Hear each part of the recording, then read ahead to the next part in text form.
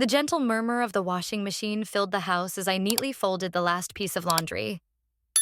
My son Ryan's football jersey, still slightly damp from the dryer, lay on top of the pile. I ran my fingers over the bright blue and white fabric, tracing the bold number 27 stitched on the back. It was his favorite number, the same one his father had worn when he played college football decades ago. Ryan was everything I could have hoped for in a son: strong, dedicated, and kind-hearted. At 19, he was thriving as a college athlete, a star on his university's football team. But more than that, he was a genuinely good person, someone who carried a quiet confidence and a big heart wherever he went. I was 44 now, and life had taken its twists and turns, leaving Ryan and me to navigate our world together. His father, my ex-husband, had drifted out of the picture when Ryan was still young, leaving me to take on both roles. It hadn't been easy, but I wouldn't trade the bond Ryan and I had built for anything. We were a team in every sense of the word. That evening, the aroma of lasagna filled the kitchen as I set the table. Ryan had texted earlier to let me know practice had run late, so dinner waited warm in the oven. When he finally came through the door, his cheeks flushed from the cold air, I could see the exhaustion etched into his features. "Hey, Mom," he greeted, flashing a tired but genuine smile. He tossed his duffel bag near the door and made a beeline for the kitchen. "Rough practice?" I asked, pouring him a glass of water.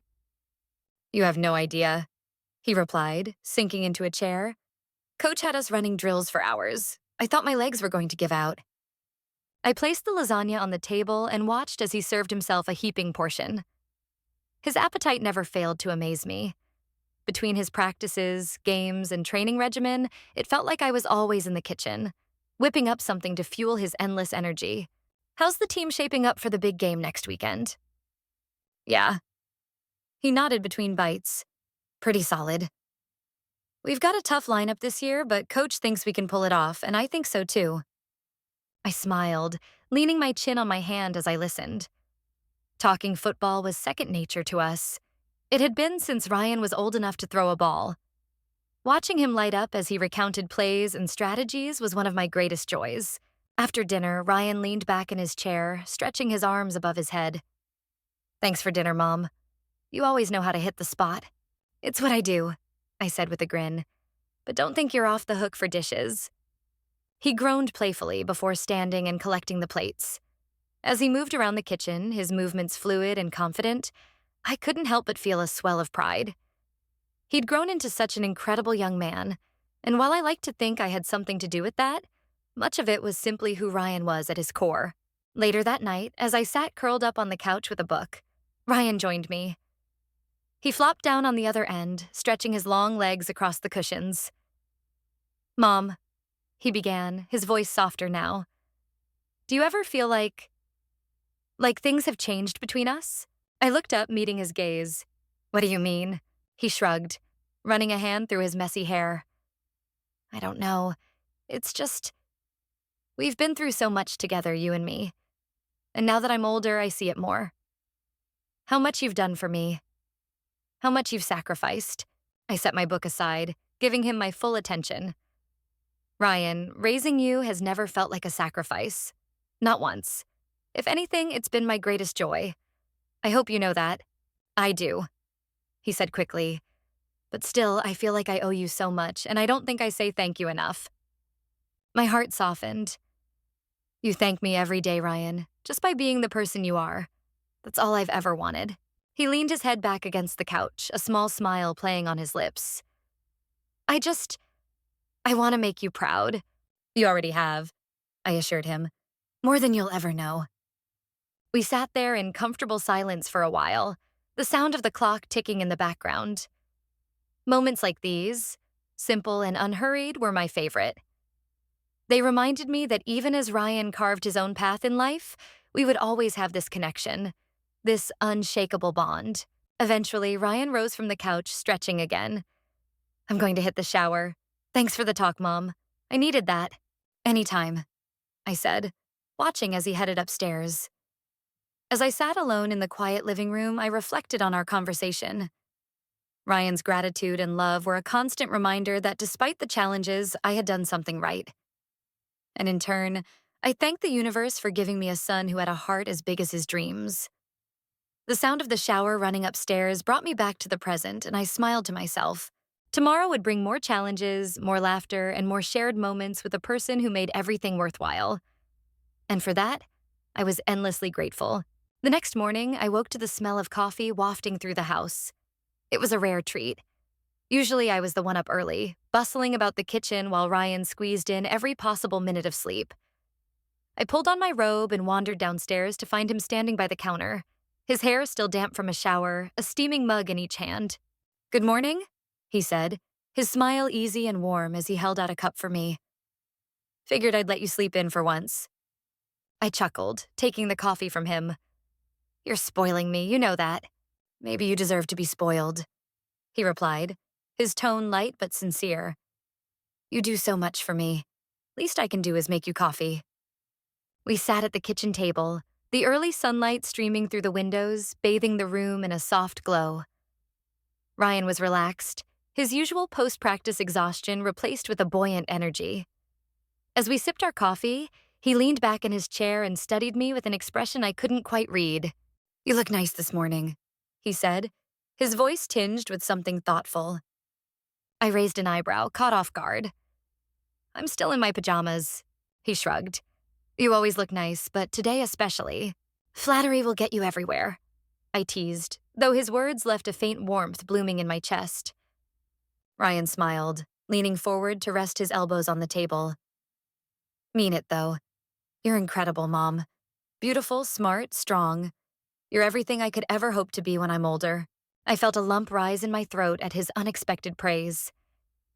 "That's sweet of you to say, Ryan, but you know I'm proud of you for who you are, not who you think you have to become." "Well," he said with a grin, "if I can be half as amazing as you, I'll be doing pretty well." I shook my head, trying to deflect his compliments, but there was no denying the way they warmed me from the inside out. Ryan had always been kind and caring, but lately his words seemed to carry a deeper weight, as though he was trying to express something beyond simple gratitude. As the days went by, I began to notice more of these moments. Whether it was a passing comment on how I looked in a new blouse or a thoughtful gesture like filling my gas tank when he borrowed the car, Ryan's care and attention seemed to grow in subtle but unmistakable ways. He had always been affectionate, but now there was a new layer to it, one that made my heart swell and left me feeling both touched and slightly unsettled. One evening, as we sat on the couch watching TV, he turned to me suddenly, his expression serious. "You know, Mom, I think you don't give yourself enough credit for everything. You work so hard, you take care of everyone, and you still manage to look, well, amazing." His cheeks colored slightly. I blinked, taken aback. "Ryan, that's one of the nicest things anyone's ever said to me," he smiled, his gaze steady and earnest. "It's the truth. You're incredible, and I want you to know how much I appreciate you." "Thank you," I said softly, my voice catching. "That means the world to me." His words lingered with me long after we'd gone to bed that night. Ryan's kindness, his attentiveness, it was overwhelming in the best way, a reminder of how strong our bond had become over the years. But there was something else too, something unspoken that I couldn't quite put my finger on. The following weekend, Ryan offered to take me out for dinner. His treat, he insisted, to thank me for everything I'd done for him. He chose a cozy little Italian restaurant downtown, a place we hadn't been to in years. As we sat across from each other, the candlelight flickering between us, I couldn't help but marvel at how grown up he looked, how composed and confident he had become. "You know," he said as we waited for our dessert, "I think this is the first time we've had a night out like this in a long time. Just you and me." "It has been a while," I admitted, "but it's nice. I'm glad we did this." "Me too." He hesitated, then added, "I hope you know how much you mean to me, Mom. Not just as my mom, but well, as you." I looked at him, confused. He nodded. "You're an amazing person, and I don't think I say that enough." For a moment, I didn't know how to respond. The look in his eyes was so sincere, so full of emotion that it took my breath away. "Thank you, Ryan. That really means a lot." As we walked back to the car that night, his arm draped casually over my shoulders, I felt a quiet contentment settle over me. Whatever was shifting in our relationship, it was built on a foundation of love and trust. And for that, I was deeply grateful. Back at home, as I got ready for bed, I caught my reflection in the mirror. There was a lightness in my expression that I hadn't seen in years, a quiet happiness that came from knowing I was cherished not just as a mother, but as a person. And for the first time in a long time, I allowed myself to simply bask in that feeling. The day of Ryan's big competition had finally arrived. The entire week leading up to it, the house had been abuzz with a mix of anticipation and nervous energy. Ryan had thrown himself into preparation. Hours of practice, reviewing strategies, and even fine-tuning his diet to ensure he was in peak condition. Through it all, I had been his cheerleader, offering him support in every way I could. That morning, I stood by the kitchen counter, packing his favorite snacks into a small cooler. He appeared in the doorway, already dressed in his team uniform, looking every bit the confident young man I had watched grow up. "Morning, champ," I greeted him, handing him a bottle of water. "Morning, Mom." His smile was warm, though there was a flicker of nerves in his eyes. "You're coming, right?" I gave him a look. "Of course I'm coming. You didn't think I'd miss your big day, did you?" His shoulders relaxed, and he reached out to ruffle my hair playfully. "Good. I don't think I can do this without you." "You can do anything, Ryan," I said, my voice steady, "and I'll be in the stands cheering you on every step of the way." By the time we arrived at the stadium, the energy was electric. The roar of the crowd, the clamor of teammates, and the adrenaline that hung thick in the air all created a charged atmosphere that set my heart racing. I found a seat near the front, clutching my bag tightly as I waited for the game to begin. When Ryan's team ran onto the field, the crowd erupted in cheers. My eyes were locked on him, taking in the way he carried himself with such confidence and determination. Watching him play was like seeing years of hard work come to life. Every pass, every tackle, every moment of strategy was a testament to his dedication. As the game wore on, the score remained close, each team battling fiercely for dominance. Ryan was everywhere, his presence on the field commanding and unwavering. With every play, I felt a surge of pride that threatened to bring tears to my eyes. When the final whistle blew, signaling their hard-fought victory, I couldn't contain myself. I was on my feet, cheering louder than anyone else, my heart swelling with joy. Afterward, the team was swarmed by fans and well-wishers, but Ryan made a beeline straight for me. He was sweaty, his hair sticking to his forehead, but the grin on his face was brighter than the stadium lights.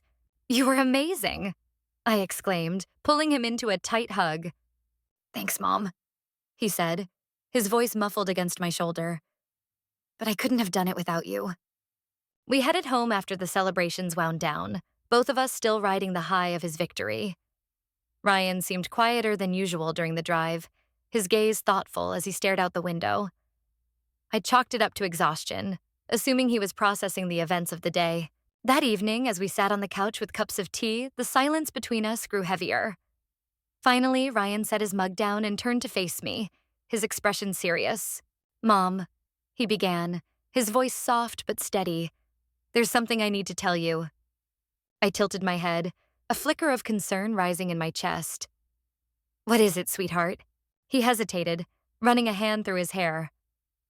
"I've been thinking about this for a long time, and I don't know how to say it without sounding, I don't know, ridiculous." "You can tell me anything," I assured him, though my heart had begun to race. He took a deep breath, his eyes locking onto mine.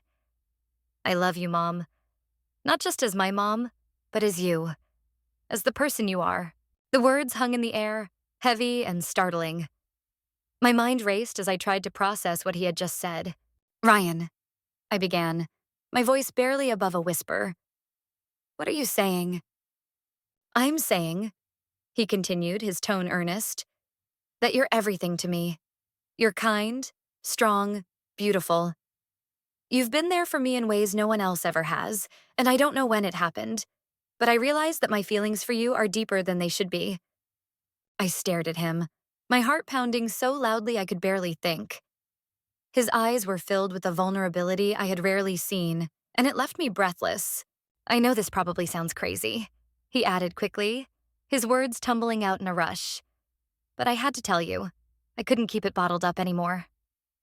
Ryan, I said, reaching for his hand. This is a lot to take in.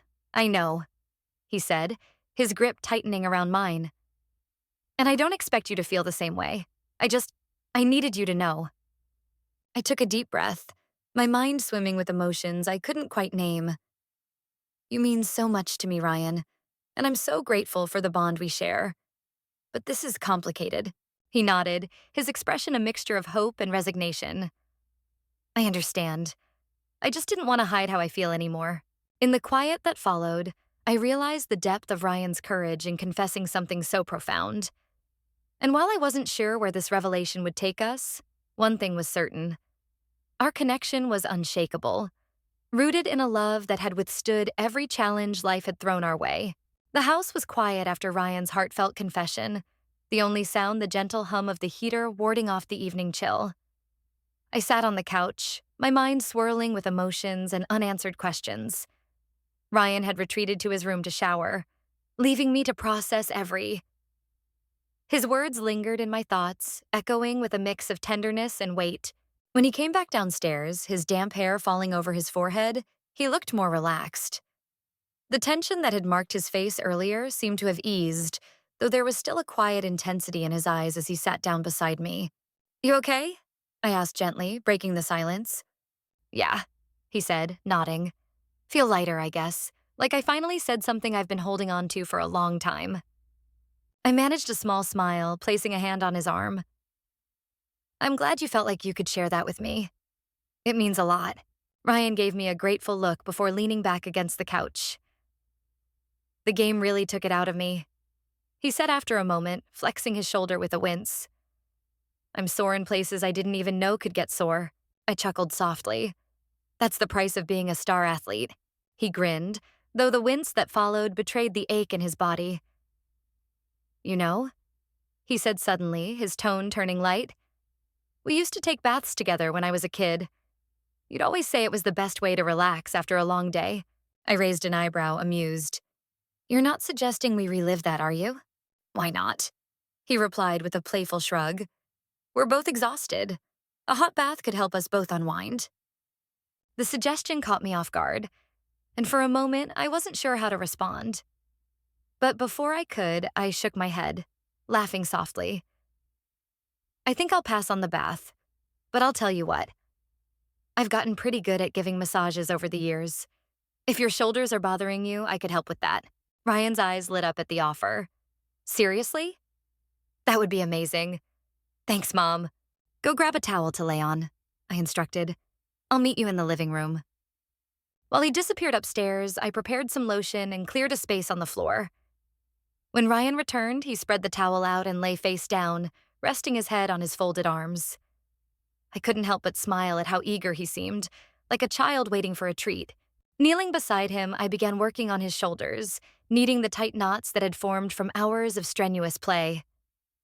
Ryan let out a contented sigh, his muscles gradually relaxing under my hands. You've got magic hands, he murmured, his voice muffled against the towel. I laughed softly. Years of practice. You're not the first football player I've had to work on, you know. Still, he said, turning his head slightly to look at me. This feels incredible. Thank you, Mom. As I moved down to his lower back, working out the tension there, he glanced up again, his expression soft and affectionate. I don't know what I'd do without you. You'd survive, I teased gently, but I'm glad I can be here for you. When I finished, I patted his shoulder. There you go, all set. You should feel a little looser now. Ryan sat up, rolling his shoulders and stretching his arms. I feel like a new man, he said, grinning. Then, to my surprise, he leaned in and pressed a kiss to my cheek. Thanks, Mom. You're the best. The gesture caught me off guard, but it warmed my heart nonetheless. You're welcome, sweetheart, I said, brushing his hair out of his face. As Ryan gathered the towel and headed back upstairs, I sat there for a moment, reflecting on the closeness we shared. His confession earlier had added a new layer to our relationship, one I was still trying to navigate. But moments like this, simple, loving, and unburdened by complexity, reminded me of the unshakable bond we had. The bath suggestion might have been playful, but it highlighted something I hadn't fully realized until now. Ryan's need for connection ran deeper than I'd thought. And while I wasn't sure where this new chapter would lead us, I was certain of one thing. We would face it together, with love and understanding at the core of everything we did. On a chilly autumn night, my life crumbled. My husband, who had been my partner for over 2 decades, admitted to being unfaithful. He spoke the words with a distant regret, as if discussing the weather, not shattering the trust I had placed in him. I sat there, stunned and silent, gripping the edge of the kitchen table as if it were my lifeline. He talked about moments he claimed were meaningless, about someone he said didn't matter. But every word was a knife, each one cutting deeper into the foundation of my life. When he finally left the house, his departure felt less like a storm and more like the eerie calm that follows, heavy with devastation. For a long while, I couldn't move, as if my body had turned to stone, reacting to the weight of what had just happened. Then I heard it. Footsteps descending the staircase. My son Aaron was standing in the doorway, his expression unreadable. I hadn't even thought about how much he might have overheard. "Mom," he said softly but steadily. "Is it true?" I couldn't bear to meet his eyes. "Yes, it's true." He moved across the room in quick, decisive steps and wrapped his arms around me. Aaron, my 18-year-old young man, was holding me as if he were the parent now, and I was the child. His embrace was warm and grounding, and for the first time that evening, I allowed myself to cry. The days that followed were a blur of anger, hurt, and uncertainty. My husband, soon-to-be ex-husband, stayed elsewhere, leaving the house eerily quiet. Aaron took it upon himself to fill the void, stepping up in ways I never anticipated. He prepared meals, reminded me to eat, and made sure I didn't retreat entirely into myself. "Mom," he said one evening over dinner, his voice calm but insistent, "you have to stop blaming yourself. This is not your fault." "I don't know," I replied, my voice barely above a whisper. "Maybe if I'd been more present, more attentive." He cut me off. "Stop it. Dad made his choices. This isn't about what you did or didn't do." His words brought me to tears again, but this time they were tears of relief. In that moment, I realized Aaron wasn't just supporting me out of duty. He genuinely believed in me. His strength gave me permission to start believing in myself again. As the weeks turned into months, Aaron and I developed a rhythm that felt almost like rebuilding. We started spending evenings together, watching old movies we both loved, or playing cards at the kitchen table. Slowly but surely, laughter returned to the house. Not the carefree laughter of before, but something deeper, born of survival and understanding. After the betrayal, Aaron and I became closer in ways I hadn't anticipated. His presence was a constant, steady, and grounding force in the aftermath of my husband's departure. We spent hours talking late into the night, our conversations ranging from shared memories to dreams for the future. At first, these talks were a comfort, a way to keep the silence and loneliness at bay. But as time passed, the dynamic between us began to shift in subtle, unsettling ways. I first noticed it during one of our late-night movie marathons. Aaron had made popcorn, and we sat together on the couch, the glow of the television casting flickering shadows across the room. It was a light-hearted film, but I found myself distracted by his presence. The way he leaned closer during a funny scene, his laughter rich and genuine, the warmth of his arm brushing against mine. All of it stirred something within me, something I couldn't name. I dismissed the feeling, brushing it off as gratitude for his unwavering support. But the next day, when I caught him looking at me across the breakfast table, his gaze lingering just a moment too long, my heart skipped in a way I couldn't ignore. One evening, as I sorted through old family albums, Aaron joined me. His presence was familiar and comforting. We sat on the living room floor, flipping through photographs and sharing stories. I felt at ease, laughing at his commentary about the terrible hairstyles and questionable fashion choices immortalized in the pictures. Then he pulled out a photo of me and stared at it for a moment, his expression thoughtful. "You were so beautiful," he said softly, glancing at me with an intensity that made my breath catch. I tried to laugh it off. "That was a long time ago." He shook his head, his eyes not leaving mine. You still are. The room seemed to grow quieter, the air heavier. I felt a warmth rise to my cheeks and quickly turned my attention back to the album, pretending to search for another photo. But the moment lingered, his words echoing in my mind long after we'd moved on. As the days turned into weeks, these moments became more frequent. A touch that lingered, a glance that held too much meaning, the way his voice softened when he spoke to me. I began to notice him in ways I hadn't before, and the realization terrified me. He was my son, my anchor during the most tumultuous period of my life. How could I even entertain these feelings?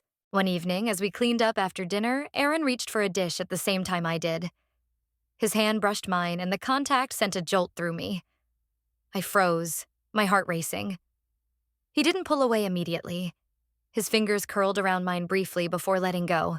"Sorry," he murmured, his voice low. But when I looked at him, there was something in his eyes that said he wasn't sorry at all. I felt unsteady, my mind a whirlwind of confusion and guilt. I excused myself and retreated to my bedroom, shutting the door behind me as if it could keep out the storm of emotions threatening to overwhelm me. But no matter how hard I tried, I couldn't shake the memory of his touch, the way it had made me feel alive in a way I hadn't in years. "Mom," he said after a while, his voice hesitant. "Are you okay?" I nodded, not trusting myself to speak. "You've been distant," he continued, his tone gentle. "Did I do something wrong?" I turned to look at him, my heart aching at the concern in his eyes. "No, of course not. I've just had a lot on my mind." He nodded, his gaze searching mine. "You can talk to me, about anything." There was something in his voice, a quiet sincerity that made my defenses crumble. "I know," I whispered. For a long moment, we just sat there, the silence between us heavy but not uncomfortable. Then he reached out and took my hand, his touch warm and steady. I should have pulled away, but I didn't. Instead, I let him hold it, my heart pounding as I felt the boundaries between us blur even further. In the days that followed, I tried to maintain a sense of normalcy, but it was a fragile facade. The tension between us was palpable, an undercurrent in every interaction. I told myself that these feelings were wrong, that they had to be ignored, suppressed, forgotten. But deep down, I knew the truth. Something had shifted between us, and there was no going back. One evening, as we sat together in the living room, Aaron turned to me, his expression serious. "Mom," he began, his voice soft but firm. "I know this is complicated, but I need you to know that you're everything to me. And I don't just mean as my mom." I felt my breath catch. "Aaron, we can't—" "I know," he interrupted gently. "I know how it sounds, but I can't pretend I don't feel this way." Tears welled up in my eyes, and I shook my head. "This isn't right. Maybe not," he said, his voice filled with quiet determination. "But it's real." His words hung in the air, heavy and undeniable. And in that moment, I realized that we had crossed a line that neither of us could uncross. It was a quiet morning, sunlight streaming through the kitchen window as I flipped pancakes. The scent of coffee filled the air. Aaron walked in, his shirt rumpled from sleep, his hair a tousled mess. He looked so much like the boy I remembered. So familiar, so mine. "I've been thinking," he said, sitting down at the table and pouring himself a cup of coffee. His tone was casual, but the weight in his voice gave him away. "About what?" I asked, keeping my back to him as I plated the pancakes. I could feel his eyes on me, their intensity a constant presence lately. "College," he replied after a beat. "I don't think I want to go." That made me pause. I turned to face him, setting the plate on the table between us. "What do you mean?" "You've worked so hard for this," he shrugged, playing with the edge of his napkin. "I just think it's not for me. Maybe I can stay here, find a job, help out around the house." The words sent a strange shiver through me. I sat down across from him, my heart sinking as I realized this wasn't a whim. There was a determination in his voice, a quiet certainty. "Aaron, you don't have to do that. You've earned the right to chase your dreams." "What if this is my dream?" he asked, his gaze steady and unflinching. "To stay here, to be with you." We didn't talk much for the rest of the day. His words stayed with me, circling my mind like a storm I couldn't escape. Was this my fault? Had I leaned on him too much in the wake of his father's betrayal? Was I keeping him from the life he deserved? That evening, as I stood at the sink washing dishes, Aaron came up behind me. I hadn't heard him enter the room, but I felt his presence before he even spoke. "You're mad," he said, his voice low. "I'm not mad," I replied, scrubbing at a plate harder than necessary. "I just don't understand. Why would you give up on everything you've worked for?" "Because it doesn't feel like giving up," he said simply. "It feels like choosing what matters." I turned to face him, my hands dripping with soapy water. "Aaron, I'm your mother. This—" I gestured between us, unsure how to even describe what it was. "This can't be the reason you're staying." His jaw tightened, and for a moment I thought he might walk away. But instead, he stepped closer. "It's not the only reason," he said, his voice steady. "But it's part of it, and I'm not going to apologize for that." The intensity in his eyes was overwhelming, and I had to look away. "You're throwing away your future," I murmured. "Maybe I am," he said, "but it's my choice." Days turned into weeks, and Aaron stayed true to his word. He applied for jobs around town, landing a position at a local hardware store. He came home every evening, his hands dirty and his face streaked with sweat, but he looked content, maybe even happy. We settled into a routine that felt too comfortable, too familiar. He'd help with dinner, his hands brushing mine as we worked side by side in the kitchen. We'd watch movies together on the couch, his arm draped over the backrest, so close that I could feel the heat of his skin. And every so often, I'd catch him looking at me with that same quiet intensity that made my heart race and my stomach twist in equal measure. One evening, as we sat on the porch watching the sunset, Aaron broke the silence. "Do you regret it?" he asked, his voice soft. "Regret what?" I replied, though I knew exactly what he meant. "Not stopping me, letting me stay." I looked at him, his face bathed in the golden light of the setting sun. "Sometimes," I admitted, "but not because I don't want you here. I don't want you to give up everything for me." He leaned forward, resting his elbows on his knees. "I'm not giving up anything. I'm choosing you, Mom. Doesn't that mean anything?" "It means everything," I whispered, my throat tight. "But it scares me." "Why?" he asked, his voice barely above a whisper. "Because I don't know if I'm strong enough to do this," I said, the words spilling out before I could stop them. "To keep pretending that this is just normal." Aaron reached out, his hand brushing mine. The touch was electric, sending a jolt through me. "Then stop pretending," he said, his voice steady and sure.